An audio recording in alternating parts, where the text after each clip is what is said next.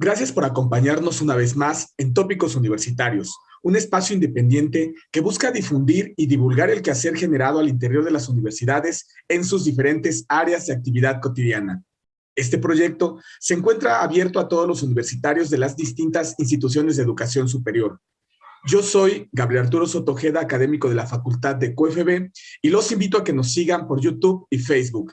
Si desean colaborar en este proyecto o quieren hacernos llegar sus comentarios y sugerencias, nos pueden escribir por correo electrónico a tópicosuniversitarios@gmail.com. En esta ocasión, en la sección El quehacer de la arqueología, nos hablarán sobre otras de las áreas donde se desempeñan los profesionales de esta disciplina, la arqueología del turismo, la cual tiene un impacto indirecto importante en el desarrollo económico de las poblaciones. Acompáñenos a ver esta cápsula.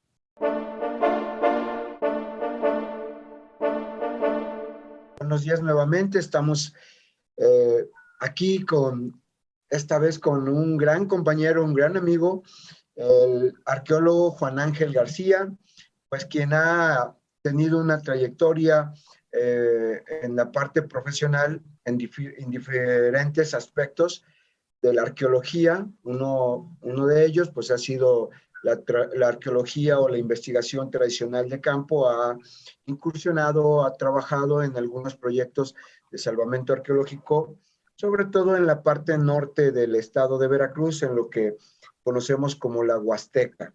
Pero al margen de eso, Juan Ángel también ha trabajado desde hace ya varios años como guía cultural, o también se puede decir como guía de turistas, pues en diferentes sitios arqueológicos, pero en especial en el Tajín. Entonces estamos aquí para iniciar una gran plática, esperando que sea del agrado de todos ustedes. Juan Ángel, la primera cuestión que me gustaría saber de ti o que nos explicaras es ¿por qué estudiar arqueología? Mi gusto por la materia de arqueología nació, creo que desde niño. Originalmente, hay que recordar que las lecturas te ayudan a viajar. Los primeros viajes se hacen leyendo. Y en casa tuve la fortuna de tener especialmente una madre lectora. No puedo recordar un solo día en que no viese yo a mamá leer. Y precisamente con ella leer todos en familia. Mi intención jamás, fíjate, fue estudiar arqueología. En realidad, yo estaba pensando en estudiar ingeniería mecánica eléctrica, pero después de la prepa, hubo la oportunidad de empezar a trabajar en una excavación arqueológica como peón, trabajando con materiales básicos, cucharillas, picos, palas, carretillas, precisamente en la zona arqueológica del Tajín. A partir de ese primer encuentro, de hecho, desde el primer día, lo que hice fue empezar a recorrer el sitio, aún en mis horas de comida, y me enamoré de las preguntas que no podía responder. ¿Quiénes lo hicieron? ¿Cómo lo hicieron? ¿Bajo qué criterios convivieron con estos objetos y monumentos? Recuerdo con muchísimo tesón el haber encontrado mi primer fragmento de cerámica en el sitio. Me enamoré de la cerámica. Después ya no me enamoré tanto cuando mi siguiente labor fue lavar alrededor de 400 kilos de tiestos cerámicos. Sin embargo, una de las más grandes satisfacciones de estudiar arqueología es precisamente lo que ahora hago, el poder compartir con la gente no solamente lo que yo viví y cómo me acerqué, sino el estudio de la arqueología ha permitido profesionalizar la información que vertimos hoy a la gente. No importa si estamos hablando de grupos de estudiantes de primaria, de secundaria, si estamos en un simposio de arqueología, en una mesa redonda, en una serie de conferencias, siempre creo que la profesionalización que obtienes después de haber estudiado un grado en alguna materia, en este caso arqueología, te permite expresar más claramente tus ideas y permite hacer que otros participen de una manera hasta divertida, si tú lo quieres. Es en verdad el estudio de la arqueología. ¿Por qué estudiar ya plenamente la pregunta y su respuesta? Es toda una aventura para el resto de tu vida. Ok, pues muchas gracias por esa gran respuesta. Coincido contigo en lo que mencionas, es una emoción, es una aventura. Estudiar arqueología. Arqueología abre la puerta no solamente para el conocimiento del pasado, sino también del presente, ¿verdad? Y abre la puerta para conocer muchos lugares bonitos, emblemáticos, históricos, pues en nuestro país y en el mundo. La siguiente cuestión que me gustaría que comentáramos un poquito es que, aparte de este conocimiento histórico, arqueológico que se tiene en la arqueología, o la formación que recibimos durante 4 años aproximadamente, ¿qué más necesitamos como para poder volvernos guías de turistas o guías culturales, o emprender una empresa en esta parte del turismo arqueológico? Realmente en el área de poder convertirse en un guía de turismo, existen en realidad varios segmentos.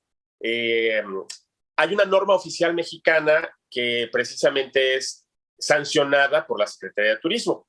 Entonces, los dos primeros segmentos, creo que yo los más notorios en el país, tienen que ver con la disposición para guías generales, es decir, que pueden recorrer todo el país y contar los atractivos, aunque es un tanto ambicioso decir todo el país, pero pueden contar los atractivos en general de la República Mexicana. También existen los guías locales o de temas específicos. Ya se están preparando los primeros guías de naturaleza, por ejemplo, la observación de aves. Tenemos ya guías especializados en temas como buceo, como trekking, caminatas de alta montaña, senderismo, cañonismo, en fin. Y lo que hoy se necesita para poder tener una licencia como guía de turistas en el ámbito que uno desee especializarse es precisamente cubrir con esa norma. La norma 08 Tour 2002 establece precisamente los lineamientos a que deben sujetarse los guías generales y o de localidades específicas en la República Mexicana. Entonces, hay que ahora hacer un diplomado. Este diplomado para guías locales es de 375 horas y para guías generales es de 522 horas. Lleva uno materias como Historia de México, Historia Universal, Geografía Mundial, Conducción de Grupos, Relaciones Humanas, estudiamos Arte Contemporáneo, Arte Virreinal, Arte Prehispánico, entre otras materias. Y al término del curso se necesita, obviamente, acreditarlo, se necesita una calificación aprobatoria, el mínimo es de 8. Al término del curso inicia entonces todo el trámite ante la Secretaría de Turismo para finalmente obtener una credencial de reconocimiento como tal. Bueno, entonces es una preparación extra, digamos, a esa formación como arqueólogos que hay que recibir. Y hay cursos, ¿cuáles son las instituciones que ofrecen estos cursos de los que nos hablas? Se pueden tomar en diferentes espacios, especialmente en los estados con mayor vocación turística. Empecemos con Quintana Roo, indiscutiblemente Quintana Roo, Yucatán, Chiapas, Michoacán, Baja California, más especialmente la parte del sur. Son espacios que se comprometen mucho con la calidad de sus servicios turísticos. Entonces, en esos lugares es muy abundante la oferta de cursos para registrarse en esta modalidad de guías generales o locales, o 2, refrendar.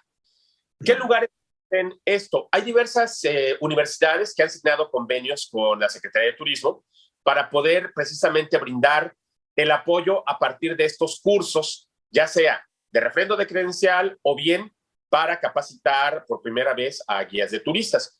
En la Ciudad de México especialmente contamos con el Instituto Politécnico Nacional, y la Escuela Nacional de Antropología e Historia. Hay que recordar que una parte de estas horas que deben cubrirse son teóricas y otra parte, en ambos casos, tanto para guías locales como para guías generales, se trata de horas en términos de práctica. Oye, y respecto a los idiomas o las lenguas, las visitas guiadas en otros idiomas, cuéntanos un poquito más sobre esta parte. Dentro de esta norma oficial mexicana que mencionábamos, la 08 Tour 2002, existe una buena cantidad de ocasiones en que se reitera la necesidad, esto es forzoso también, de hablar un idioma extranjero. No solamente es forzoso, digo, es deseable, es muy, muy importante que quien aspire a entrar a este espacio de los guías de turistas, pues desde temprana hora, lo más temprano que pueda, se comience a interesar por el estudio del idioma que desee. No piden uno en especial, el idioma que uno desee. Si te hacen más fáciles las lenguas romances, pues muchos pensamos que el italiano está bastante cercano al español. Hay quienes ya han llevado muchos cursos de inglés desde la primaria, secundaria, en la prepa misma, y que podrían redondear quizá, por ejemplo, para quienes estuvieran en Jalapa o en alguna zona de Universidad Veracruzana, en algún campus de nuestro estado, pues todas tienen espacios donde podemos estudiar idiomas, y en una gran cantidad de ciudades de todo nuestro estado también existe la posibilidad de estudiarlo de manera particular. Y no olvidar que, por supuesto, las herramientas online, Internet, nos ha puesto la preparación continua al alcance de nuestra sala.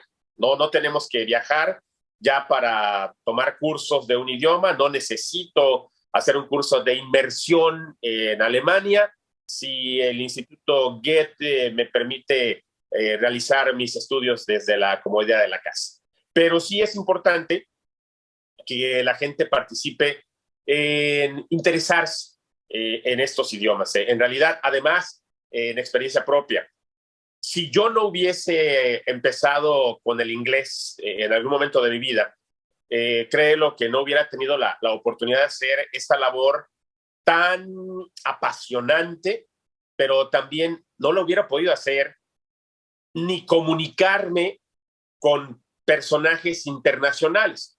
Desde hace muchísimos años el inglés se ha vuelto una lengua franca, es la forma de conectarnos con el mundo. No importa si vienes de Corea y estás en México, es difícil que un coreano hable español, pero pues, muchos mexicanos y muchos coreanos entendemos el inglés, nos comunicamos a partir de él, y así a través de muchas nacionalidades el inglés ha permitido este lazo de comunicación.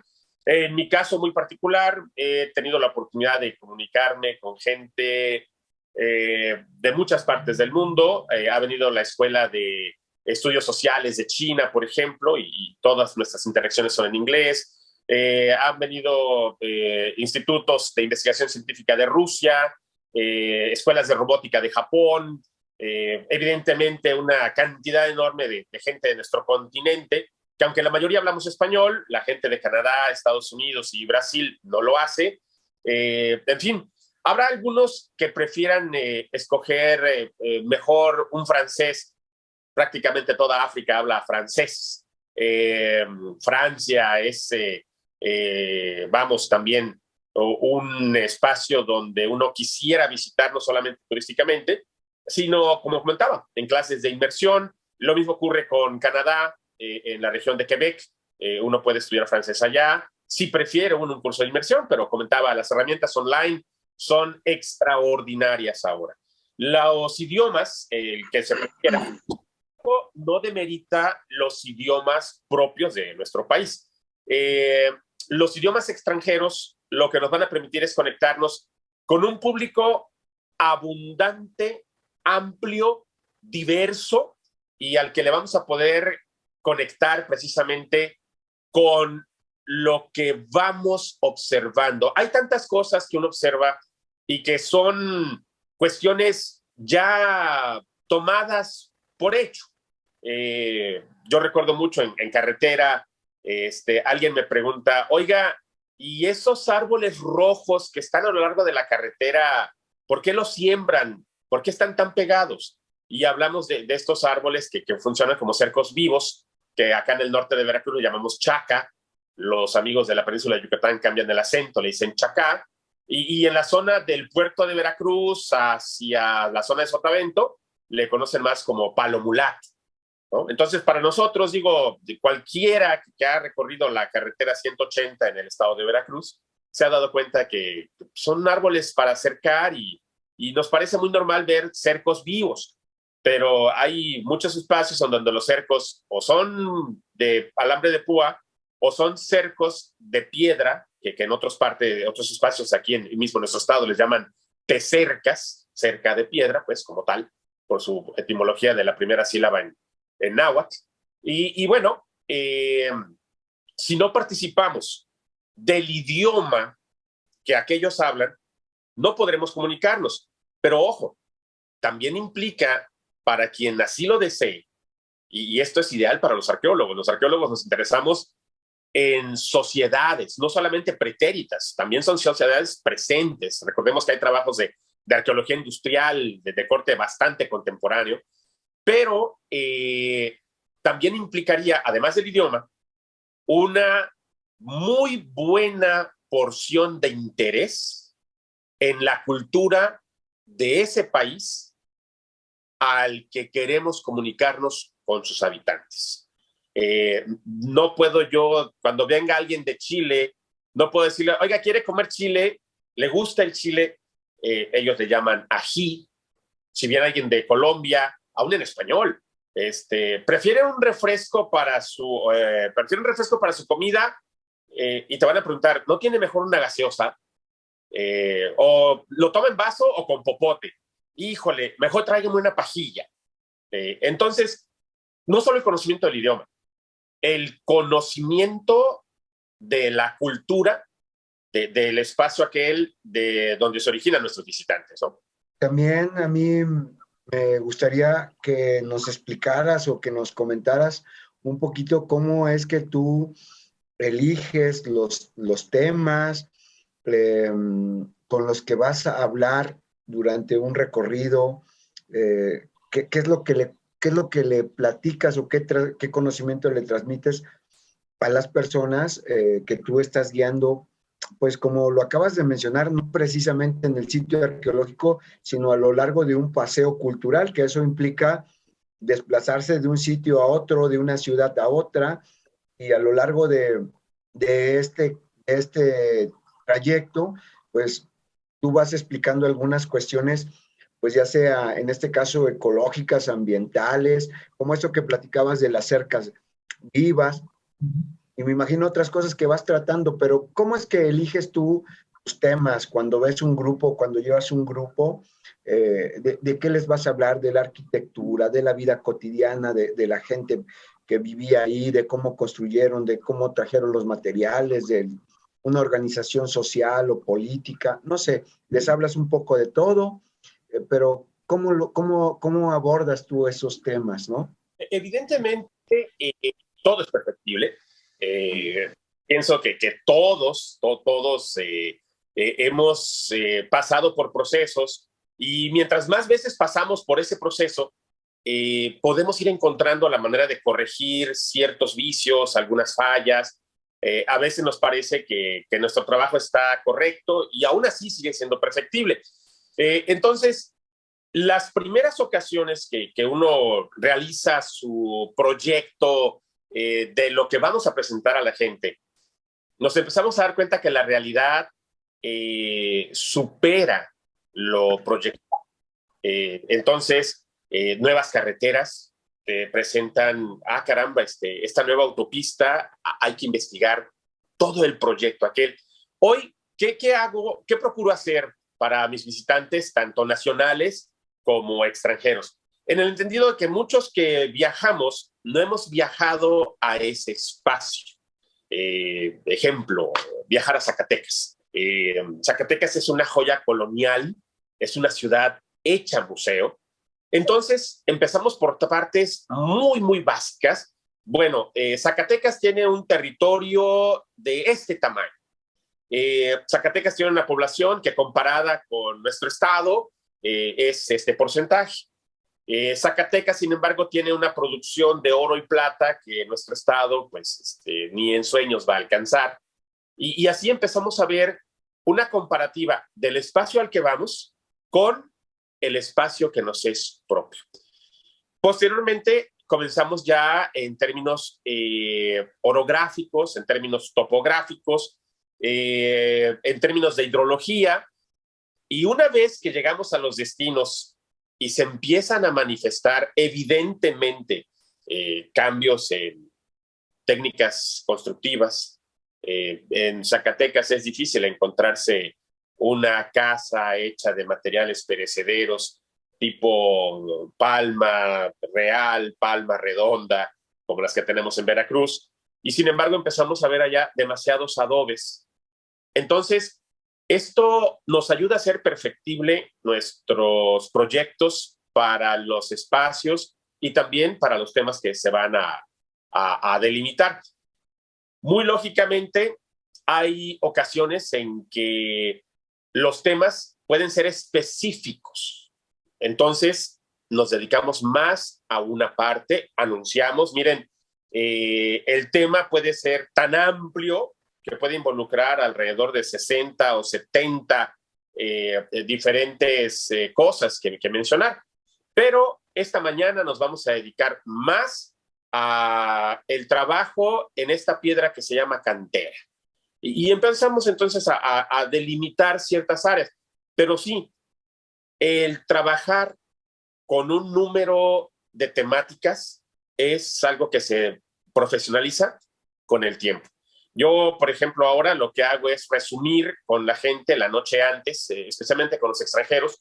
Me toca viajar a Estados Unidos y Canadá la noche antes de que hacemos el vuelo de sus ciudades a la Ciudad de México, generalmente. Tenemos una reunión de 3 o 4 horas en la que explicamos lo que sí y lo que no. Lo que culturalmente se ve correcto en un lugar puede ser incorrecto en el otro. Nosotros como latinos tenemos mucho el hablar con las manos, el comunicarnos con las manos. Entonces, muchas veces en plena plática es normal ver a una persona que está tocando al otro, le pone la mano en la del otro personaje, le toca el hombro, y nos parece eso normal, porque así nos enseñaron, nuestras generaciones son así.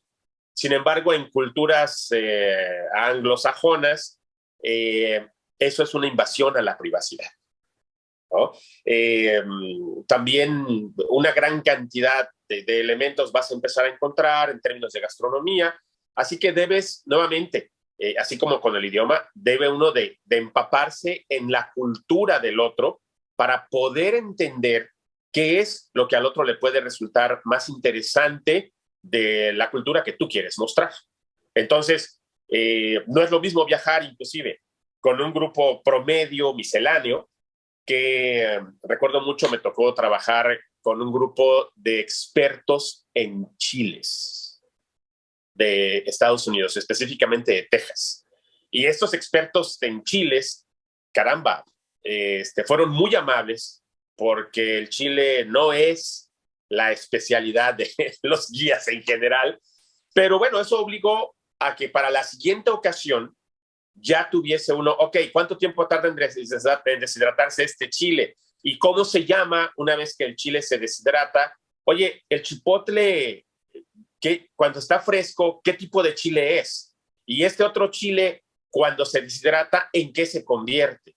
¿Y cuál es el proceso de deshidratación? ¿Ocurre en un horno? ¿Ocurre a sol? ¿Ocurre en una casa cerrada, como cuando deshidratamos tabaco, por ejemplo? Entonces, todo esto nos obliga, pero con gusto, no nos obliga de imposición, nos obliga con mucho gusto a buscar nuevamente que el proceso sea perfectible.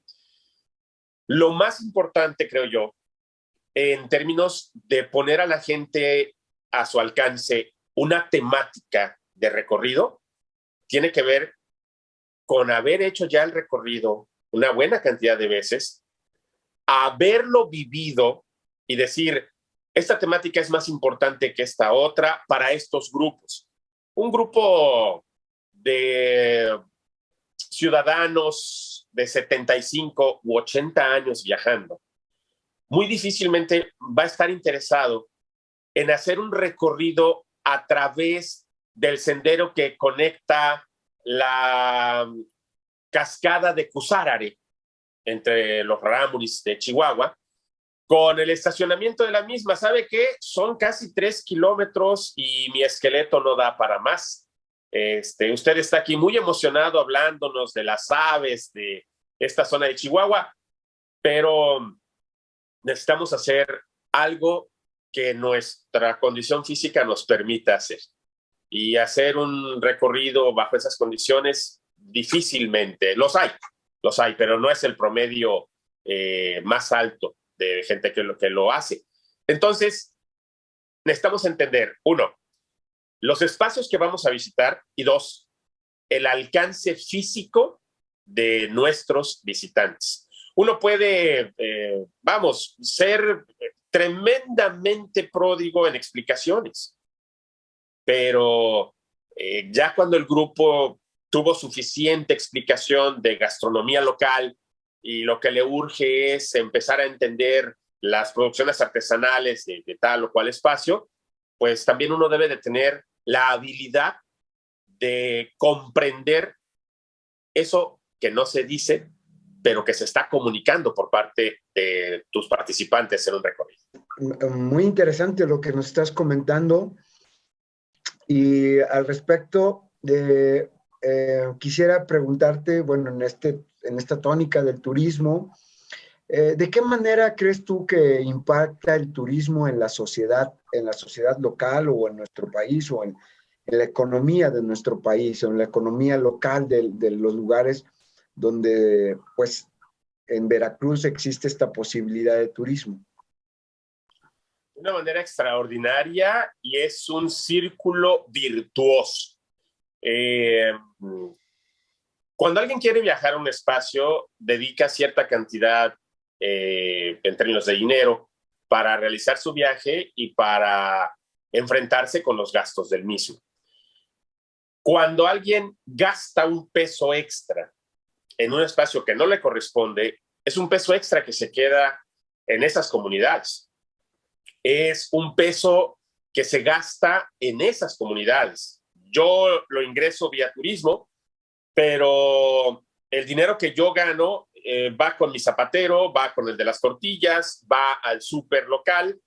Entonces, todas estas personas, con ese dinero que han ganado extra ahora conmigo, dinero que yo gané con el turismo, yo como guía, yo como hotelero, otro como restaurantero, otro como transportador turístico, todo lo que he involucrado, significa precisamente que este dinero va pasando a diferentes espacios e instancias. Así que mi zapatero estaba buscando comprar su primer millar de ladrillos para empezar a construir una pieza en su casa, y con lo que yo gasté, pues ya juntó para 10 ladrillos más.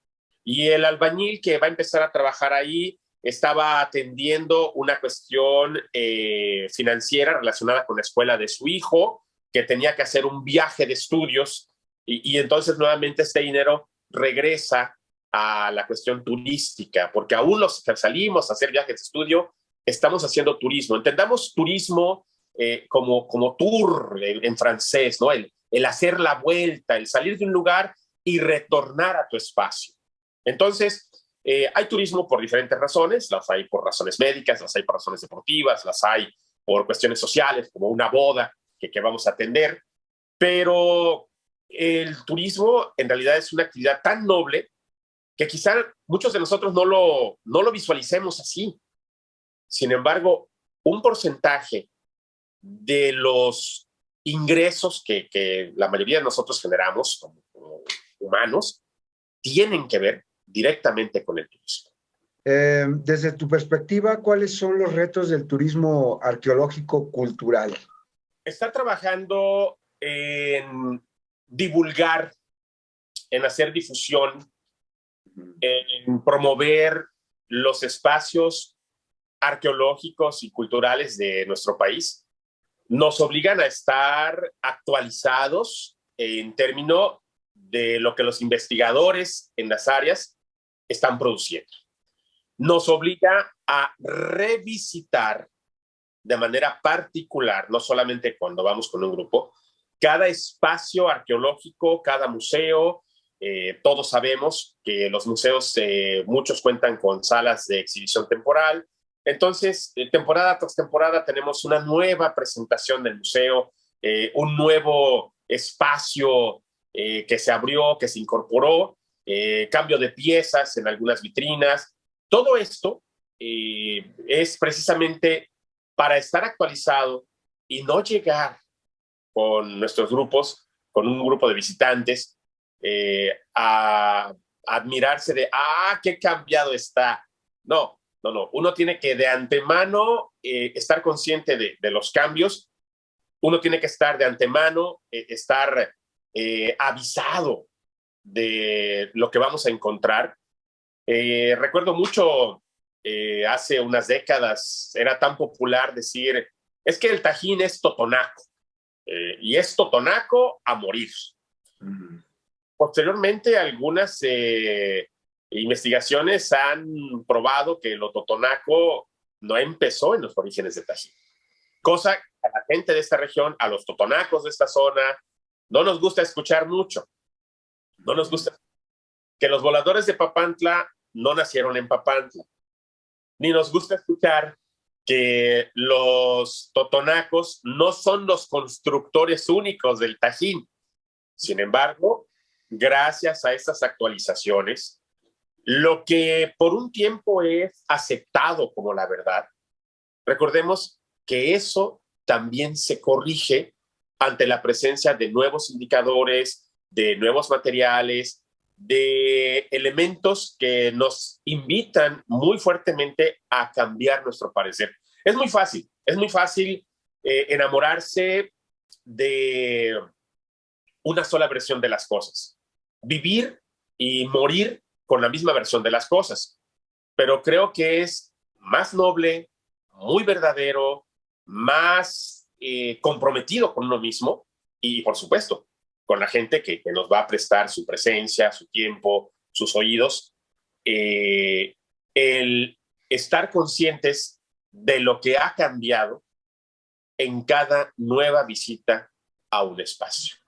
Un lugar donde jamás hemos encontrado nada de metales y de repente un día empiezas a encontrar una serie de cascabeles y dices, bueno, hasta la semana pasada aquí no había metal. No existían los metales, pero ¿qué creen? Hoy ya sabemos que sí los había en forma de cascabeles, en fin, una cantidad de elementos que nos pueden ayudar a hacer eso por nuestro visitante y que el visitante se sienta precisamente atendido por alguien profesional, por alguien no solamente con una profesión, no por un profesionista, porque puedes ser un profesionista sin ser profesional en lo que estás haciendo. Entonces, si realmente tomas esto con todo el compromiso, la gente lo va a apreciar. Oiga, yo sabía que en Tajín nada más eran 17 juegos de pelota. Las mismas páginas de Lina siguen publicando 17 juegos de pelota, pues hoy sabemos que tenemos 22. ¿No? Hay una gente que lo agradece, lo aprecia, entonces voy a corregir mis datos. Y esto impacta nuevamente en la cantidad de gente que desea viajar. Evidentemente, no para conocer a un guía, no para decir, quiero viajar con el arqueólogo Juan Ángel García González. No, pero me encantaría que quien me diese la explicación tuviese el compromiso que parece que el arqueólogo X, la arqueóloga Y, tienen para con la difusión, la divulgación y la promoción de los espacios arqueológicos y también, por supuesto, culturales en general de nuestra República Mexicana. No sé si tú quieras agregar algo más. En general, sí, claro. La invitación para las personas que nos ven está hecha para, si tienen habilidades para la lectura, si es un reto para ustedes también la lectura, si es un reto el obtener conclusiones de lo que se lee, si gustan de involucrarse con lo que les es propio aún sin saberlo, caramba, no lo duden.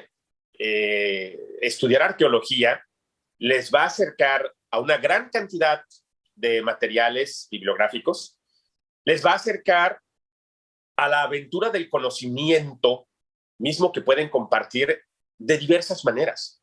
Lo pueden hacer desde el aula, catedráticos, pueden hacerlo desde la escritura, después de investigaciones, pueden hacerlo desde la difusión por los materiales que pueden digerir leídos para que un público menos especializado pueda tener acceso a esta información que ustedes como especialistas en el área de arqueología pueden obtener, digerirlo para las personas y hacerlo del alcance general.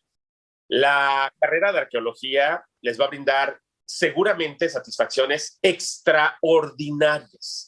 Van a conocer pensamientos del pasado que se mantienen vivos no solamente en las comunidades, siguen vivos en muchos espacios de nuestras ciudades.